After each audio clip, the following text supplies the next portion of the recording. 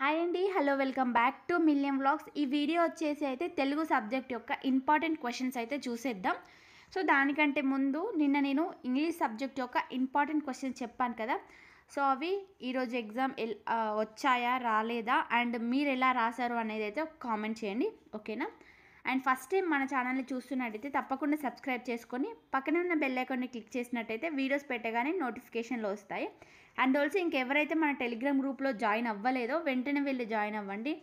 Telegram group link వచ్చేసి నేను డిస్క్రిప్షన్లో పెడతాను, లేకపోతే మన ఛానల్ కమ్యూనిటీలో ఉంటుంది, లేకపోతే మన ఛానల్ హోమ్ పేజీలో కూడా ఉంటుంది, ఒకసారి చూసేయండి అక్కడ నుండి.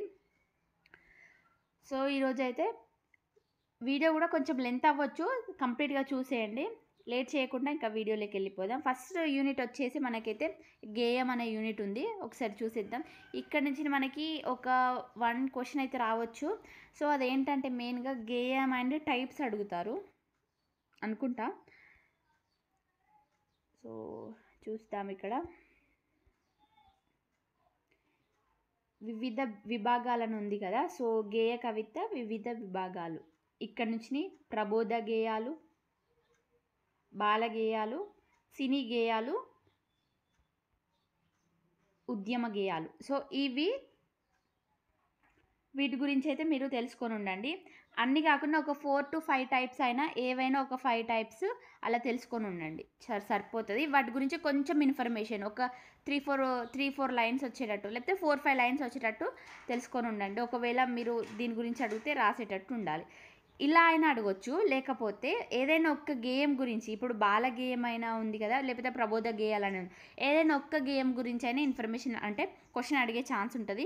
అడిగితే టైప్స్ ఆఫ్ గేయాలు అడగొచ్చు, లేకపోతే మనకి ఏదైనా ఒక గేయం గురించి వివరించండి అని అడగొచ్చు. సో ఇలా మీరైతే ఒక్కసారి చూసుకొని ఉండండి. జస్ట్ ప్రబోధ గేయాలంటే ఏంటి, బాల గేయాలంటే ఏంటి, వాట్ ఈజ్ వాట్ అని తెలుసుకొని ఉంటే సరిపోతుంది, ఓకేనా. మీరు అలా తెలుసుకొని ఉంటే మీరు అవి సింగిల్ క్వశ్చన్ అడిగినా రాయగలుగుతారు, అండ్ ఆల్సో కంప్లీట్గా టైప్స్ ఆఫ్ గేయాలని అడిగినప్పుడు కూడా మీరు రాయగలుగుతారు, ఓకేనా. అన్నీ కాకుండా ఒక 4-5 టైప్స్ అయినా మీరు గుర్తుంచుకోవడానికి ట్రై చేయండి, ఓకేనా. సో అది. అండ్ ఆల్సో నెక్స్ట్ వచ్చేసి ప్రసిద్ధ గేయ కవితలు. ఇవి అంతగానం ఏం కాదు, ఒకవేళ రాయమన్నారు మ్యాక్సిమము అడగరు, బట్ చూసుకుంటే బెటర్. ఇక ఇవన్నీ అవసరం లేదు, ఆ ఫస్ట్ లెసన్ నుంచి అదొకటి. అండ్ ఆల్సో నెక్స్ట్ సెకండ్ కవిత్వం నుంచి వచ్చేస్తే మనకి కాసం జానపద కవిత్వం, ప్రాచీన కవిత్వం, అండ్ ఆల్సో జానపద ప్రాచీన కవిత్వం ఇలా ఉన్నాయి కదా. సో దేని గురించి అయినా ఒక దాని గురించి వివరించమని అడుగుతారు, లేకపోతే ఒక్కొక్కసారి డిఫరెన్సెస్ అడుగుతారు, భేదాలు, రెండింటికి మధ్య భేదాలను అడుగుతారు. సో ఆ విధంగా ఒకసారి జానపద కవిత్వం అంటే ఏంటి, అండ్ ఆల్సో ఇక్కడ ప్రాచీన కవిత్వం అంటే ఏంటి ఒకసారి తెలుసుకోండి. ఈ రెండింటి నుంచే వస్తుంది క్వశ్చన్, దేంట్లో ఒక నుంచినే వస్తుంది అంతే, ఇంతకు మించి అవుట్ ఆఫ్ అంటే ఈ లెసన్లో జానపద కవిత్వము లేదంటే ప్రాచీన కవిత్వము, ఇక్కడ నుండి దీని గురించి అయినా అడుగుతారు, లేకపోతే దాని గురించి అయినా అడుగుతారు. ఇఫ్ నాట్ రెండింటి మధ్య భేదాలని అడుగుతారు, లేకపోతే రెండింటి గురించి ఒకటే క్వశ్చన్లో అడగడానికి ఛాన్స్ ఉంటుంది. సో ఇవి రెండింటి గురించి తెలుసుకొని ఉండండి, సరిపోతుంది, ఓకేనా. లేకపోతే ఒక్కొక్కసారి కవిత్వం అంటే ఏమిటి దాని గురించి వివరించండి, లేకపోతే గేయం అంటే ఏంటి దాని గురించి వివరించండి, దాని గుణాలు అలా అడుగుతారు, చూసుకోండి. ఇక్కడ ఆధునిక కవిత్వాలు కూడా ఉన్నారు, దీని గురించి అడగరు అనుకుంటా, బట్ తెలుసుకొని ఉంటే బెటర్. నెక్స్ట్ వచ్చేసి నెక్స్ట్ థర్డ్ యూనిట్కి వెళ్ళిపోదాం. నాటకం. ఈ నాటకంలో మనకి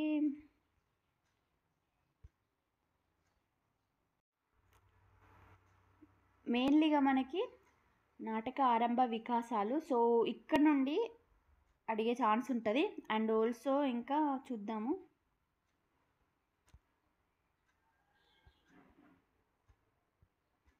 స్వరూపం, ప్రహసనం, నాటిక. పీడిఎఫ్తో కొంచెం ఇబ్బందిగానే ఉంది. ఏకాంకిక, నాటిక భేదాలు. ఇక్కడ నాటక భేదాలు అని ఉంది కదా, సో ఇది ఒక్కసారి చూసుకోండి. నాటక భేదాలు అండ్ ఫస్ట్లో నేను చెప్పాను కదా వికాసాలు అనే ఒకటి ఉంది, అదొకటి ఇదొకటి చూసుకోండి.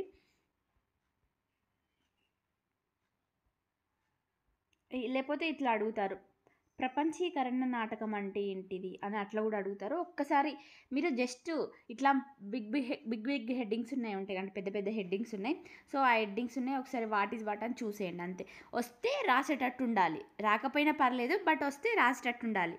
ప్రతి ఒక్క క్వశ్చన్ని అటెండ్ చేయడానికి ట్రై చేయండి. సింగిల్ క్వశ్చన్ కూడా వదలొద్దు వాళ్ళు ఇచ్చిన వాటిలలో. అంటే ఆప్షనల్ క్వశ్చన్స్ కాదు, వాళ్ళు 5 రాయమంటే 5 షూర్గా రాయాల్సిందే. 5కి నేను 3 అంటే 6 ఇచ్చి ఒక్కోసారి 3 రాయమంటారు, లేకపోతే 10 ఇచ్చి 5 రాయమంటారు కదా. సో అట్లాంటప్పుడు 10 ఇచ్చినప్పుడు 5 రాయమంటే 5 షూర్గా రాయండి. 3 సరిపోతే లేని పాస్ అవుతా అనుకొని అట్లా 3 రాయకండి. ఎందుకంటే నువ్వు జస్ట్ క్వశ్చన్ నెంబర్ వేసి నువ్వు ఆన్సర్ ఒక 2 లైన్స్ రాసినా కూడా నీకు 1 మార్క్ ఛాన్స్ ఉంటుంది, 1 మార్క్ వేసే ఛాన్స్ ఉంటుంది. ఆ 1 మార్క్తోనే నువ్వు పాస్ అయ్యే ఛాన్స్ ఉంటుంది కదా. సో ఆ విధంగా అనమాట. సో తప్పనిసరిగా అన్ని క్వశ్చన్స్ అటెండ్ చేసి రావడానికి ట్రై చేయండి. మీకు రాకున్నా కూడా జస్ట్ క్వశ్చన్ నెంబర్ పెట్టి నెక్స్ట్ కథానిక చూద్దాము. క్వశ్చన్ నెంబర్ పెట్టి ఆన్సర్ రాయడానికి ట్రై చేయండి. ఒక 1-2 లైన్స్ అయినా రాయండి. కథానికలో మనకి ఇక్కడ కథా సంప్రదాయం అని ఉంది కదా, సో అదొక్కటి. ఇది జానపద కథ లక్షణాలు అని ఉంటుంది, లక్షణాలు కూడా వచ్చే ఛాన్స్ ఉంటుంది. అండ్ ఆల్సో ఈ జానపద కథ అండ్ ఇంకా ఏమున్నా ఇక్కడ ఆధునిక కథ. లేకపోతే వాళ్ళు సేమ్ మనకి ఫస్ట్లో లాగా టైప్స్ అడుగుతారు, కథ టైప్స్ అడుగుతారు, లేకపోతే ఏదైనా ఒక దాని గురించి వివరించమని అడుగుతారు. సో ఆ విధంగా నేర్చుకోండి, ఓకేనా.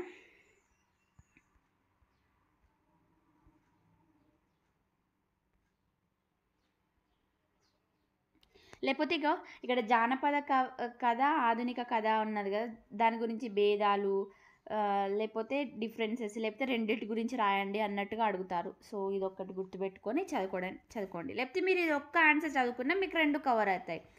ఇది ఒక్క ఆన్సర్ చదువుకుని జానపద కథ గురించి తెలుస్తుంది అండ్ ఆల్సో ఆధునిక కథ గురించి కూడా తెలుస్తుంది. సో ఇదన్నమాట. ఈ ఆన్సర్ రాస్తే సరిపోతుంది. ఇక్కడ ఉంది కదా సన్నివేశం, పరాకాష్ట, సంభాషణ, కథనం, సో ఇలాంటివి ఇవి రాస్తే సరిపోతుంది. ఇంకా ఇవన్నీ అవసరం లేదు. నెక్స్ట్ వచ్చేసి నెక్స్ట్ యూనిట్కి వెళ్ళిపోదాం. నవల.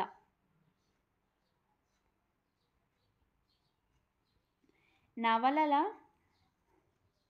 ఇక్కడ నవల స్వరూప స్వభావాలు అడుగుతారు, ఒకవేళ అడిగితే. ఇఫ్ నాట్ అవి అడగకపోతే ఇక్కడ తెలుగు నవల వికాస అని ఉంది కదా, సో వికాస దశ ఇక్కడ ఇయర్స్ ఉన్నాయి కదా, సో ఇక్కడ ఇయర్స్ని బట్టి 1900 నుంచి 1999 వరకు ఎలా ఉండేది అని అలా అడుగుతారు. సో దాని గురించి వివరించడము, ఇయర్స్ని బట్టి కూడా అడుగుతారు. స్వాతంత్ర అనంతరము, స్వాతంత్రం ముందు ఇలాంటివి అడుగుతారు, ఒకసారి చూసుకోండి.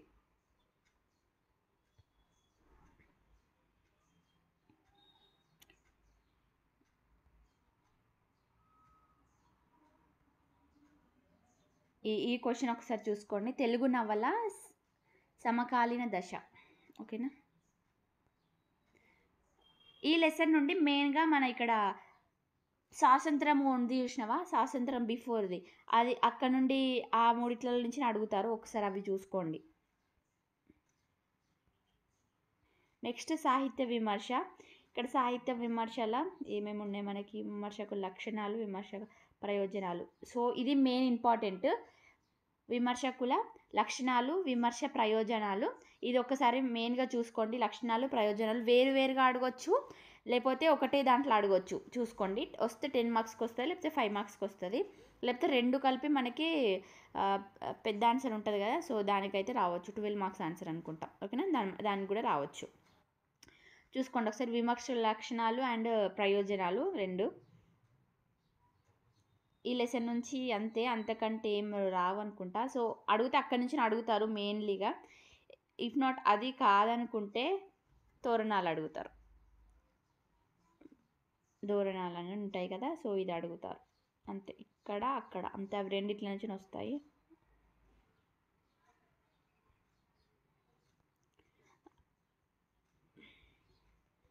అండ్ ఇంకా మనము స్వీయ చరిత్రకి వెళ్తే, స్వీయ చరిత్ర అంటే ఏంటి అని అడుగుతారు ఒక్కొక్కసారి. దాని యొక్క లక్షణాలు అడిగే ఛాన్స్ ఉంటుంది.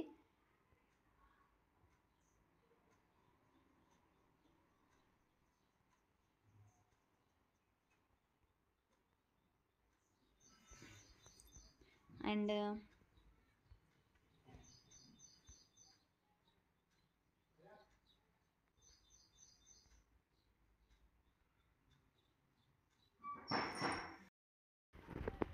అండ్ ఆల్సో ఇలా బ్యాక్ సైడ్ క్వశ్చన్స్ కూడా ఒకసారి చూసుకోండి. బ్యాక్ సైడ్ క్వశ్చన్స్ చూసుకొని లెసన్లో బ్యాక్ సైడ్ క్వశ్చన్స్ని బట్టి ఒకసారి లెసన్ అయితే చూసేసుకోండి. అండ్ ఆల్సో ఇక యాత్ర చరిత్ర గురించి మనం అనుకుంటే మెయిన్లీగా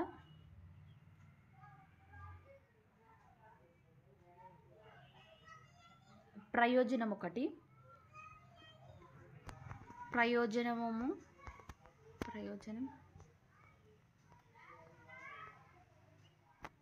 అంతే. యాత్ర యొక్క ప్రయోజన మెయిన్గా దీని గురించి ఈ ఆవిర్భావం వికాసం అని ఉంది కదా, సో ఇది ప్లస్ ప్రయోజనం, ఇవైతే ఒకసారి చదువుకొని ఉండండి అంతే. ఈ లెసన్లో ఇంతకు మించి ఏం రాదు. ఒకసారి అడిగితే అడగొచ్చు, లేదంటే లేదు. ఒకవేళ అడిగితే మాత్రం దాని ప్రయోజనం గురించి అడగొచ్చు, లేకపోతే ఇక్కడ ఉంది కదా ఆవిర్భావం లేకపోతే వికాసం, సో అక్కడి నుంచి అయితే అడగొచ్చు.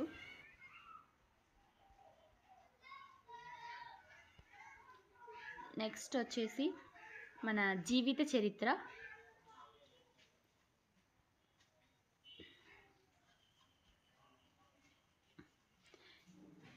ఈ జీవిత చరిత్రలో ఈ ప్రామాణికత సామాజికత అని ఉంది కదా, సో ఇది ఒక్కసారి అయితే చూసుకోండి. అండ్ ఆల్సో ఇక్కడ జీవిత చరిత్ర విశేషాలు మెయిన్ ఇంపార్టెంట్గా ఈ జీవిత చరిత్ర విశేషాల గురించి అయితే ఒక్కసారి చూసుకోండి. మెయిన్ ఇంపార్టెంట్ అదొక్కటి ప్లస్ ఆ ఫస్ట్ వన్ అంతే. ఇక అంతకు మించి అంతగానం ఏం అడగరు ఇందులో నుండి. సో ఇదన్నమాట. అండ్ ఆల్సో ఇవే కాకుండా మీరు బ్యాక్ సైడ్ క్వశ్చన్స్ కూడా కంపల్సరీగా చదువుకోండి. ఫస్ట్ బ్యాక్ సైడ్ క్వశ్చన్స్ అయిపోయాకే ఏ ఇంపార్టెంట్ క్వశ్చన్స్ అయినా చదువుకోండి, ఓకేనా. ఫస్ట్ బ్యాక్ సైడ్ క్వశ్చన్స్ చదివాక ఇవి కంప్లీట్ అయ్యాక ఓకే అనుకున్నప్పుడు నెక్స్ట్ ఎవరు చెప్పిన అంటే నేనే కాదు ఇంకెవరైనా చెప్పిన ఇంపార్టెంట్ క్వశ్చన్స్ కానీ లేకపోతే మీరు అనుకున్న ఇంపార్టెంట్ క్వశ్చన్స్ కానీ చదువుకోండి. ఫస్ట్ అయితే బ్యాక్ సైడ్ కంప్లీట్ చేసుకోండి. అండ్ ఆల్సో వీలైతే ప్రీవియస్ సెమ్లో అంటే ప్రీవియస్ ఇయర్లో ఎలా వచ్చింది అవి కూడా ఒక్కసారి చూసుకోండి. సో దాన్ని బట్టి ప్రీవియస్ ఇయర్ ప్లస్ ఇందులో ఉన్న బ్యాక్ సైడ్ క్వశ్చన్స్ లేకపోతే అంతకుముందు ప్రీవియస్ ఇయర్, సో ఆ క్వశ్చన్స్ని బేస్ చేసుకొని మ్యాక్సిమం అవే వస్తాయి, ఇంకా కొత్తగా ఏమైతే అడగరు. సో మ్యాక్సిమం ఇవే చదువుకోండి. ఇవి చదువుకుంటే పాస్ అయిపోతారు, 24 మార్క్స్ కదా, ఈజీగా పాస్ అవుతారు. అండ్ ఆల్సో ఇంకొకటి ఏంటంటే మ్యాక్సిమం పేజెస్ నింపడానికి ట్రై చేయండి. ఎందుకంటే మీకు 24 మార్క్స్ అంటే కనీసం మీరు 12-13 పేపర్స్ నింపుకున్న పేపర్కి ఒక 2 మార్క్స్ వేసుకపోయినా పాస్ అవుతారు, ఈజీగా పాస్ అవుతారు, ఓకేనా. సో ఇదన్నమాట. అండ్ ఆల్సో ఇంకోటి ఏంటంటే టెలిగ్రామ్ గ్రూప్లో ఎవరైనా జాయిన్ కాకపోతే వెంటనే వెళ్ళి జాయిన్ అవ్వండి. నేను లింక్ వచ్చేసి మన డిస్క్రిప్షన్లో ఇస్తాను, చూసేసుకోండి ఒకసారి లింక్ జాయిన్ అవ్వండి. అందులో ఏంటంటే ఏదైనా నేను వీడియో చేయలేనప్పుడు ఇంపార్టెంట్ క్వశ్చన్స్ పీడిఎఫ్ కానీ పెడతాను, సో అందులో ఉంటాయి. అండ్ ఆల్సో ఇంతకుముందు బిఫోర్ సెమ్ఏ నేను కొన్ని సెమ్స్ పీడిఎఫ్లు అయితే పెట్టాను, ఒకసారి చూసుకోండి అందులోకి వెళ్ళి. And also next A subject పైన వీడియో చేయాలనేది కామెంట్ చేయండి, ఓకేనా. Thank you.